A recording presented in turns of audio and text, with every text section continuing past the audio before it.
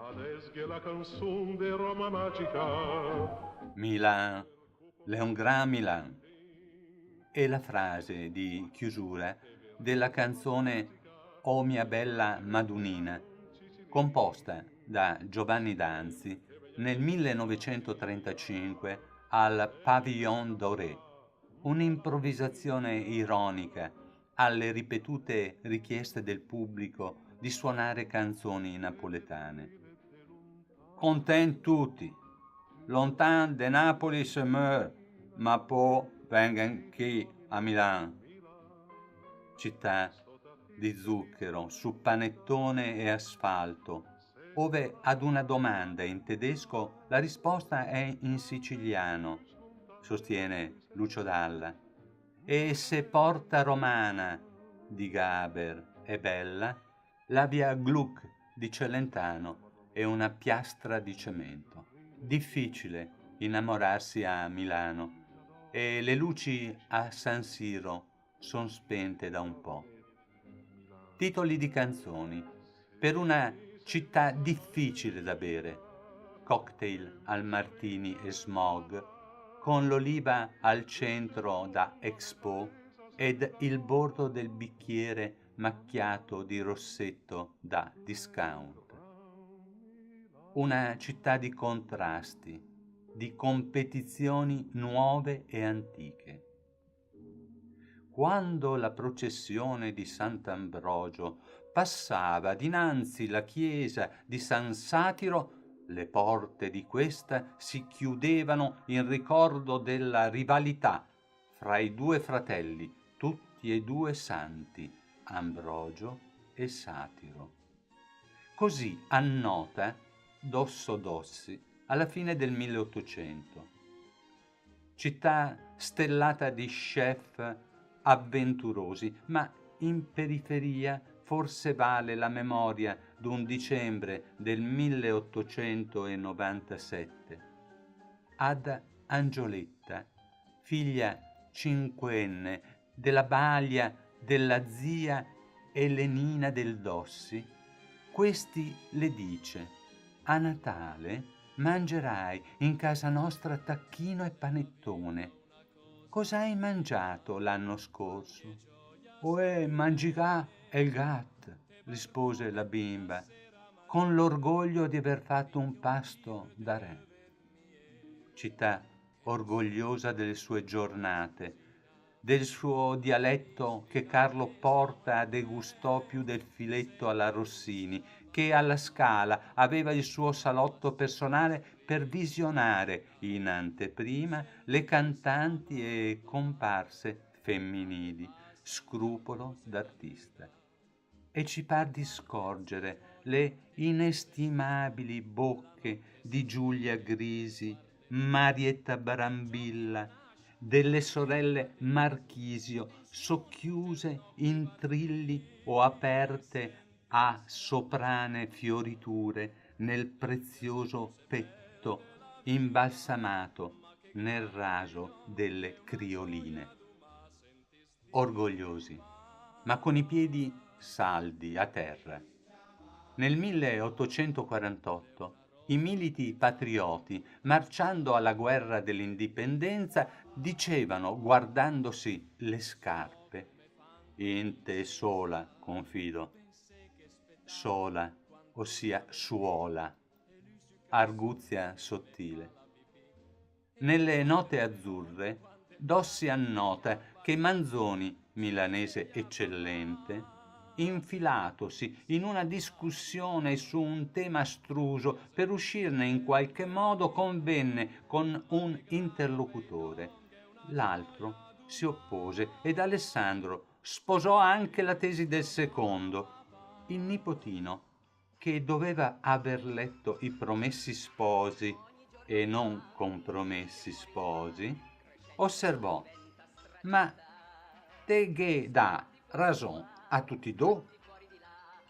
E anche ti te ga ragion, rispose il grand'uomo, smentendo la morale cattolica di cui il suo libro è pervaso.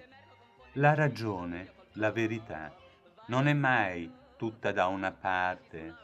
o dall'altra, dall'opposizione delle idee, degli interessi, e alla fine la ragione è di chi vince, insegna il sornione Biscione Visconteo, simbolo cittadino.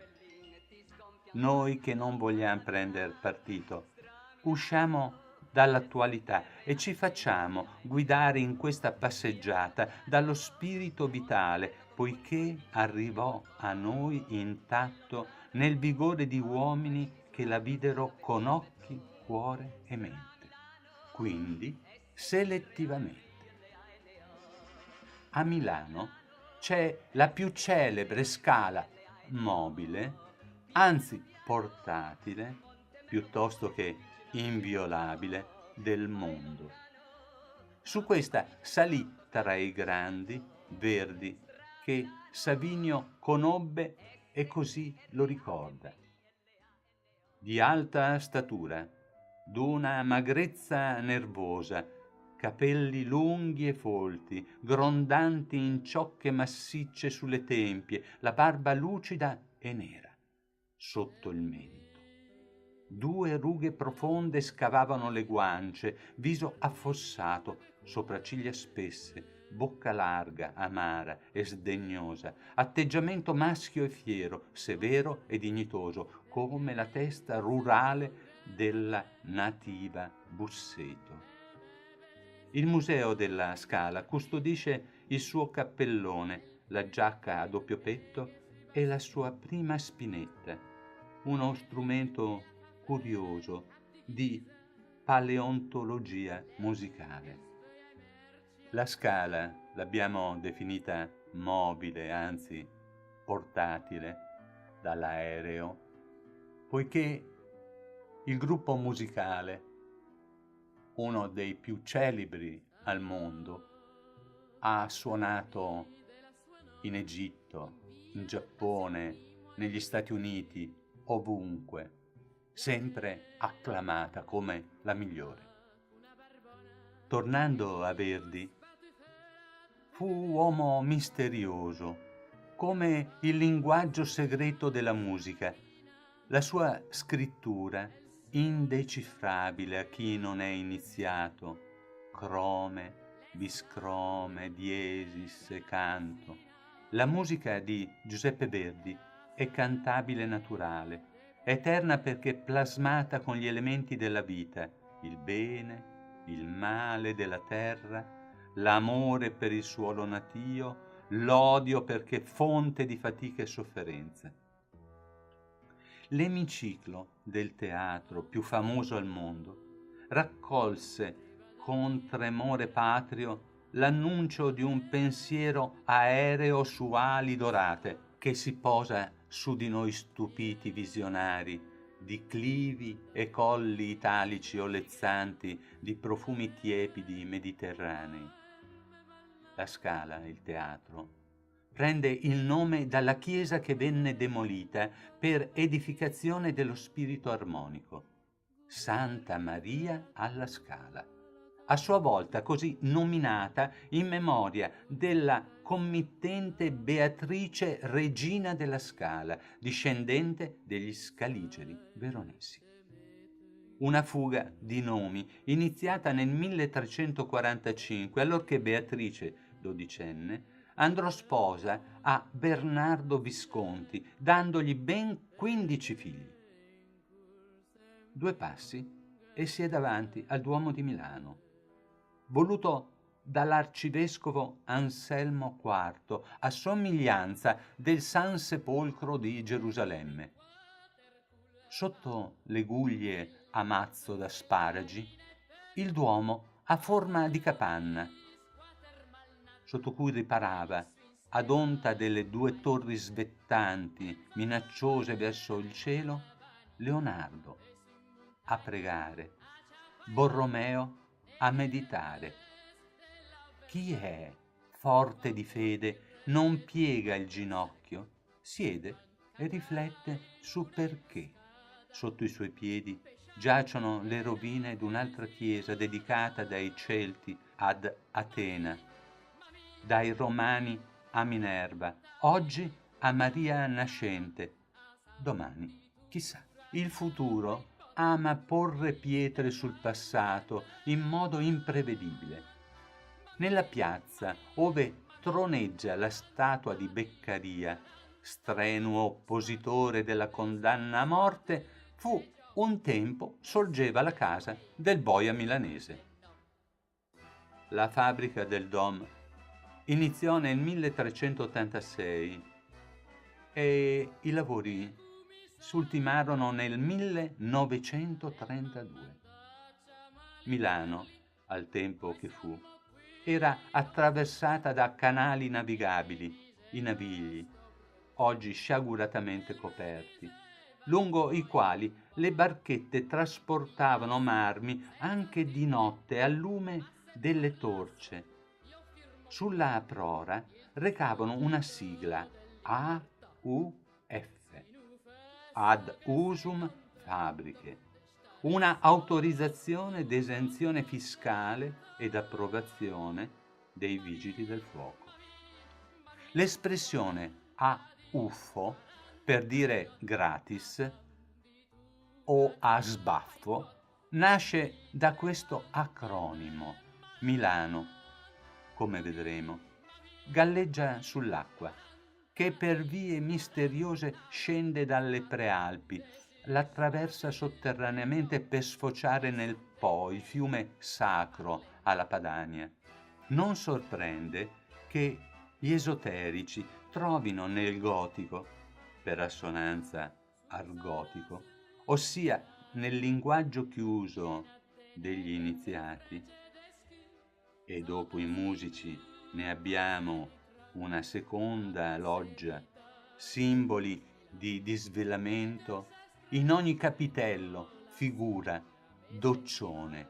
Entrando sul pavimento una striscia d'ottone segna il meridiano di Milano, sulla quale allo scoccare del mezzogiorno viene a battere la luce da un alto pertugio a destra dell'ingresso, un segno astrale che gli egizi, i presocratici, i geometri d'Archimede ben conoscevano, riempendo piramidi, accademie, ora templi.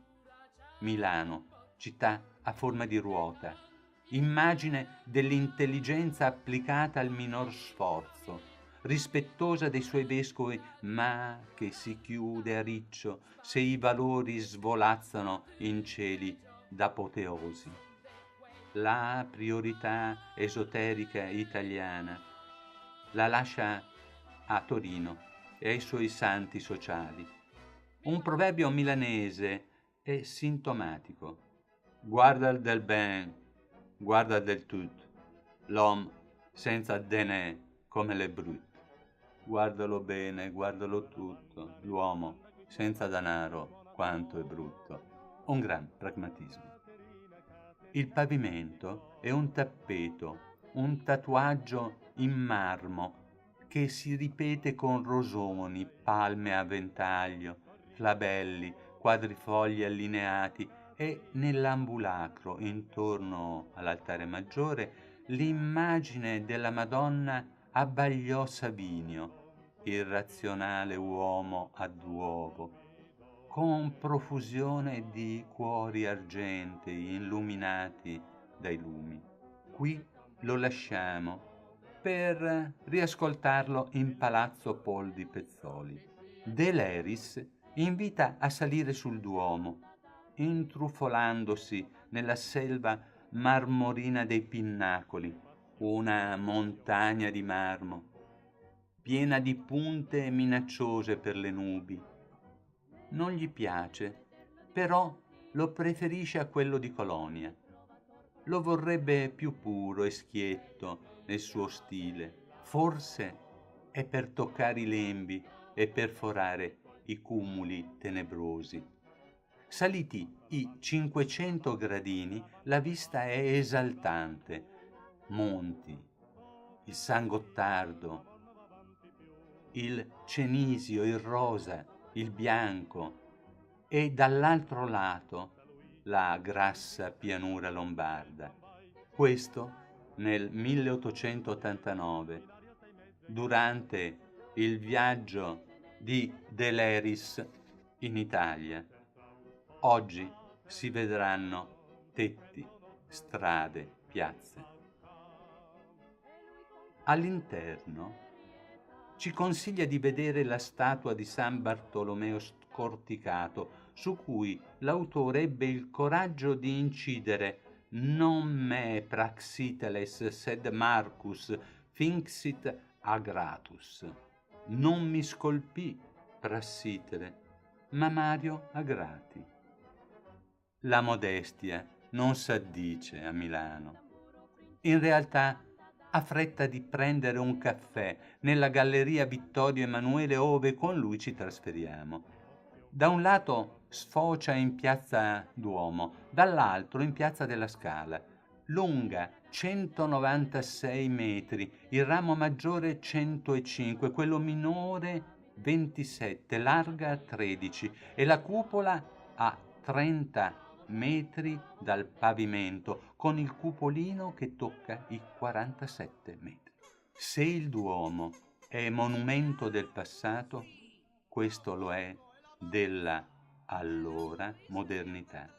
Sediamo comodamente, come fece Deleris, al secolare Caffè Biffi, osservando il passaggio variopinto dei turisti, ambulanti, flaneur, ossia fancazzisti, o persone affrettate. Un rimorso ci punge. Possibile che vi sia così poco, quasi nulla da ammirare dentro questa bomboniera nuziale da terra a cielo? La memoria stimolata suggerisce il monumento funebre di Gian Giacomo Medici, detto il Meneghino, maschera della commedia dell'arte milanese. D'altronde, Gian Giacomo fu uomo d'armi, d'arte della commedia umana. Ebbene, perché guardare l'opera migliore di Leone Leoni, scultore michelangiolesco, quando a 4 passi nel Castello Sforzesco possiamo vedere l'ultima opera del gigantesco maestro? Torniamo in Piazza della Scala e seguiamo per fatale attrazione via Manzoni, uomo mal digerito alle scuole superiori, ora nella nostra età adulta ammirato. I palazzi Poldi Pezzoli ci sorprenderanno per il museo che Savinio raccomanda, essendo il più bello d'Europa. Certamente, aggiungiamo, tra le collezioni private, tra le gioie che può offrire, ne scegliamo alcune con sobrietà meneghina. Alla giovane donna, ripresa di profilo dal Pisanello, s'addice un nobile ritegno. Le perle simboleggiano castità e tra i capelli raccolti a vespaio sono in quantità. Tuttavia, la tosa, ossia la ragazzina intatta per contrapposizione logica, veniva tosata, così come le suore. Era il segno di prossime nozze, con Dio per queste. Per le punzelle, l'annuncio di cercamarito. La collana attorno al leggiadro collo, ogni 3 perle porta un corallo rosso che, a goccia, scende verso il seno, quale prezioso pendente. Se si osserva l'orecchio, è raccolto in un velo setoso, allungandolo preziosamente. Al padiglione dell'orecchio gotico s'addice un naso alla francese, così come le labbra sottili. Una dama di rara bellezza, meritevole di elaborati gioielli e di un quadro d'un artista costoso e famoso per i ritratti, premio per esclusivi piaceri. Il Metropolitan di New York, custodisce un ritratto del tutto simile: la conciatura, il perlage tra i capelli, la spalla coperta di broccato rosso, il nasino all'insù, il leggero rossore sulle guance, per noi cipria più che timidezza. Non dissimile da quello di Berlino, tutti e tre i quadri la rappresentano nella stessa posizione. Gli storici dell'arte escludono una attribuzione diversa da un astratto ideale di bellezza che attingerebbe dalla numismatica romana la posizione di profilo. Alcuni avventati ipotizzano che i ritratti siano la rappresentazione di uno status sociale oppure dell'esibizione della dote matrimoniale. Matrimonio o no, conveniamo che siano il premio di indicibili favori. Le labbra chiuse trattengono il segreto. Il San Sebastiano di Carlo Crivelli, d'impatto, ricorda una spugna puntaspilli. Ripreso di tre quarti è d'esemplare incongruità. Il volto efebico, il busto a tartaruga, le gambe scarne ed i piedi di vecchio artritico. Ma è proprio in questi contorti, radici d'albero rinsecchito, più di quelli che lo attorniano, che riconosciamo l'arte di Carlo. Un ritorno alla natura sofferente e dai piedi gementi, per un corpo invaso da lancinanti frecce. Gli fan levar le dita della mano oltre le nubi, mentre ai noi la mala sorte gli ha piombato una stoviglia di ottone sulla nuca. Per Savinio, Sebastiano è il santo prediletto dagli ermafroditi. Dissentiamo. È quello che più gradiscono le donne, così come le flagellazioni. Quella del piombo a San Pietro in Montorio a Roma trattenne signore in rapimento estetico per oltre mezz'ora. Inclinazione al masochismo o piuttosto istinto naturale a tormentare, indubbiamente con ragione, il compagno d'avventura. Dal petto un'implorazione vorrebbe esplodere: pietà, pietà, ma in queste stanze sorde non avrebbe senso. Fosse in una cella, in un castello, magari sforzesco. Usciamo. Una pietà è lì, ed è di casa, ed altre tre altrove ci attendono. Della pietà Rondanini abbiamo detto in Gigantomachia, un confronto tra Michelangelo e Leonardo. Di questo il cenacolo di Santa Maria delle Grazie conserva la cena più celebre. Visita obbligata, avendo tempo e pazienza. Della cena e della pietà scaffali di libri insegnano, spiegano, guidano. Noi preferiamo, davanti all'ultima opera del Buonarroti, morto scolpendola, ascoltare le parole tratte dai suoi sonetti.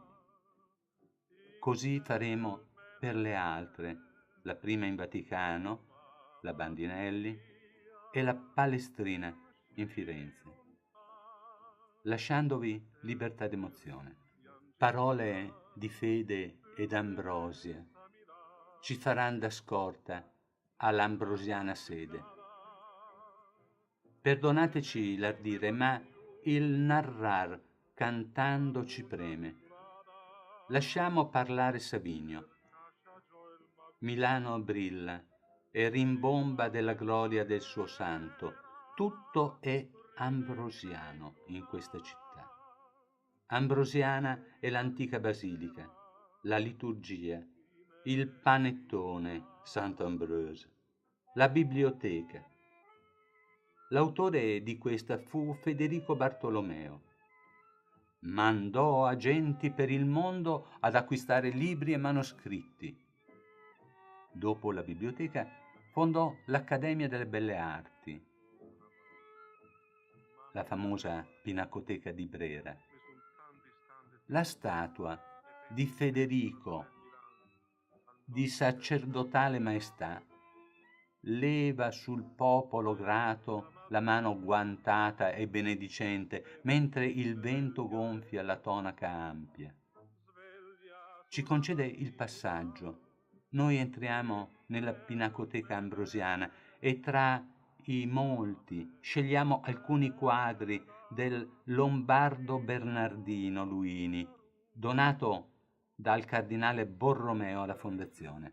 La Sacra Famiglia con Sant'Anna e Giovannino e lo sviluppo del cartone di Leonardo ora alla National Gallery di Londra. Un'atmosfera serena avvolge il gruppo, i volti affettuosi, l'incrocio degli sguardi. Maria osserva i bimbi nel gioco, Gesù accarezza il cugino e s'addestra nel benedire. Anna, stupita, spiega a Maria l'insolito gesto del figlio e con l'indice indica il suggeritore, Giuseppe. Anziché alzare gli occhi al cielo, osserva il dito, uomo terrestre. La delicatezza dei vedi, le movenze aggraziate, non fosse per l'indice, e la manina sacerdotale, i colori pastellati, tenui, anche nei rossi, precorrono il classicismo del Raffaello e fanno di questa tempera e olio su tela un capolavoro. Un Cristo giovane, benedicente, conferma la fusione che l'artista compie tra il disegno di Leonardo nel Battista ed i cromatismi e la pacatezza serena del Raffaello. Battista emerge da uno sfondo buio, riluce riflettendo un sole invisibile, ancora all'indice, ma lo sguardo, il sorriso che sappiamo essere del modello affettuosamente caro a Leonardo, ha un'ironia stridente. Nella tavola del Luini prevale la dolcezza, la compassione amorevole, senza ambiguità. La Madonna che allatta riprende dalla tavola della Madonna Litta del Leonardo la postura di tre quarti, un paesaggio in prospettiva, ma perde la luce stupenda, la realistica espressione della madre e il brioso sgambettare del bimbo disturbato dalla nostra presenza. Si suppone sia opera tarda di Bernardino. Forse le velature l'aveva negli occhi e la malinconia dell'anzianità è resa manifesta. Stendhal sostiene che il cortile e lo scalone di Brera costituiscono un insieme non grande, ma più bello del cortile del Louvre. Savinio ne apprezza l'aspetto accademico, ossia quel di raccolto che induce al deambular pensando. E se, come sostiene, i pensieri migliori vengono mentre camminiamo, se il tempo atmosferico lo consente, all'omonima Pinacoteca, a piedi ci trasferiamo, ove Francesco, il pittore passato alla storia per l'opera più banale, Il Bacio, aveva lo studio. Lo sposalizio della Vergine di Raffaello, potentissimo magnete, polo d'equilibrio classico, ci attrae inesorabilmente. In una piazza ideale di una città perfetta, tutto tondo, come il tempio emulo del Pantheon, Giuseppe, il più anziano, sposa Maria. Ha superato la prova, l'unica verga in fiore è, inaspettatamente, la sua. I gagliardi giovinetti, sorpresi dall'inspiegabile sortilegio, spezzano la loro, peraltro con femminea grazia. Nessuno si scompone nel mondo che non c'è. La gentilezza è normale. Si saluta con inchino il maestro, si discorre amabilmente, la cella è vuota, nessun mistero racchiude ed il cielo entra con luce mattutina. Bella lei e le sue compagne, per quanto i colli abbiano dimensione doppia dei maschi, forse una sofferenza tiroidea. Gli occhi socchiusi impediscono approfondimenti. Bello, è vero, è il volto di Giuseppe, finalmente vestito come merita. Sarà maestro di vita per il figlio di Dio, missione principesca. La sua natura mite, l'origine modesta, la sua concretezza meneghina, la rivela e la nudità dei piedi con l'alluce valgo. Solo Milano poteva ospitare un capolavoro ove tutto è concluso, perché Milano è città civile, ossia matura, che ha trasformato l'uomo rurale, Giuseppe lo scalzo con i piedi a terra, in uomo forte e vincente, libero dal superfluo. Con questa chiosa chiudiamo il libro di Savinio e passiamo alla sala di Pietro della Francesca, un'altra opera chiusa. Raccontiamola. Federico da Montefeltro, spoglio dell'armatura, in ginocchio, attende la soluzione. La pala la commissiona per la chiesa di San Bernardino che vediamo dietro San Girolamo che si batte il petto. È una sacra rappresentazione con Battista, San Francesco con le stimmate, Pietro martire, ferito alla testa, e Giovanni Evangelista. Tutto normale? No. Osservate i volti, severi, le labbra serrate, piegate all'ingiù. Persino il bambino, nella sua innocenza, s'è assopito. Avrà bevuto latte in abbondanza? Il ventre ci pare gonfio. O è il corallo, presagio del futuro sacrificio, a pesargli sul cuore consapevole? Eppure, su di lui, dentro la conchiglia di San Giacomo, pende l'uovo, simbolo di perfezione e di nuova vita. Lui dorme e il sogno l'intristisce, ci intenerisce la posizione. Speriamo che la madre lo trattenga, diversamente cadrà. E il braccio sinistro, che deve aver subito una frattura cadendo dal cielo nella cuna, potrebbe aggravarsi. Noi temiamo che il duca dovrà attendere a lungo. Sono già passati 4 secoli e noi dubitiamo che sia stato purgato dalle sue malfatte. Ecco, vogliamo credere la ragione di tanta tensione nell'attesa del perdono, del sacrificio di un bimbo quando sarà uomo e re. Quadro ammirato, studiato in ogni dettaglio, esempio mirabile di prospettiva, capolavoro di Piero, che gli insegnò. Che dire ancora? L'emozione? Non c'è, perché la perfezione, siamo sinceri, annoia. Lasciamo a voi continuare la visita, noi volgiamo le spalle all'Accademia ed andiamo per navigli, quelli che c'erano prima che la metropoli se li bevesse. Narrando di cose che più non esistono, immaginiamo una palude, un luogo nefitico, e da Nefite i legionari la consacrarono, dea dell'odore pessimo e dagli occhi prasici color del fango. Al centro cresceva una città, Mediolanum, circondata ed attraversata da corsi d'acqua, via via educati, a contenersi in argini, a scorrere lentamente, ad accogliere nell'alveo natanti che trasportavano dal lago maggiore alla città marmi, sabbia, ghiaia, granaglie e quanto abbisognava. Leonardo studiò soluzioni per la conca di San Marco, ne disegnò un profilo ed il gran navigar di fieno, latte, formaggio e bestiame sbarcava al laghetto di Sant'Eustorgio, ove noi approderemo.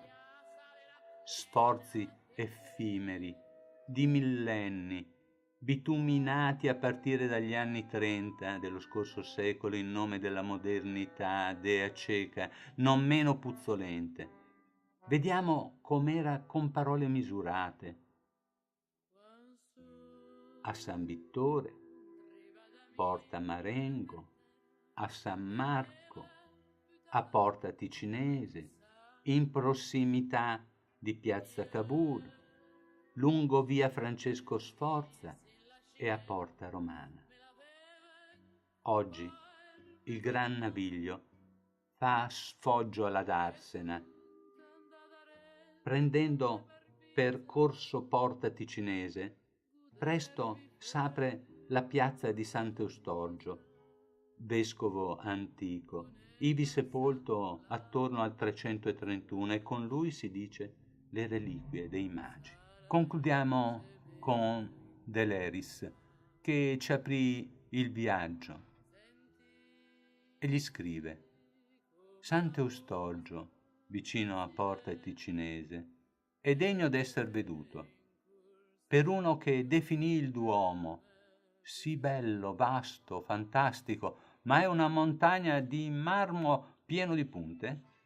È una segnalazione lodevole, e senza lasciar tempo al tempo, com'è nel carattere milanese, entriamo a guardare la Cappella Portinari, affrescata da Vincenzo Foppa, caposcuola del Rinascimento lombardo, nella seconda metà del XV secolo. Sotto un fregio a basso rilievo, con danza angelica, ci soffermeremo sull'Annunciazione, sui 3 miracoli di Pietro Martini e sui santi cari ai milanesi, Gregorio Magno, Gerolamo, Ambrogio e Agostino, non a caso padri della Chiesa e maestri di dottrina. Da un pulpito aureo, Dio, assistito da cori angelici, dispone ciò che un angelo di raffinata fattura annuncia. Ci piace la scelta cromatica del bianco e viola, sino al violetto delle scale e al dorato del colonnato classico. Maria Ancilla, in cella, legge il biglietto da visita, civile presentazione, e accoglie l'inaspettato ospite con moderata emozione. Narni, dopo aver preso a calci la madre, s'amputò per punizione il piede. Pietro, allora frate domenicano veronese, lo riattacca senza punti di sutura, come calzasse una scarpa. Piace l'architettura, ben 4 profondità di campo, prospettiva ineccepibile, persino nell'arco cieco a sinistra delle mura. Un albero, non c'è nota la natura, svetta sopra ogni misura con tronco scheletrico. Un dettaglio, una buccia di banana, su cui Foppa scivola.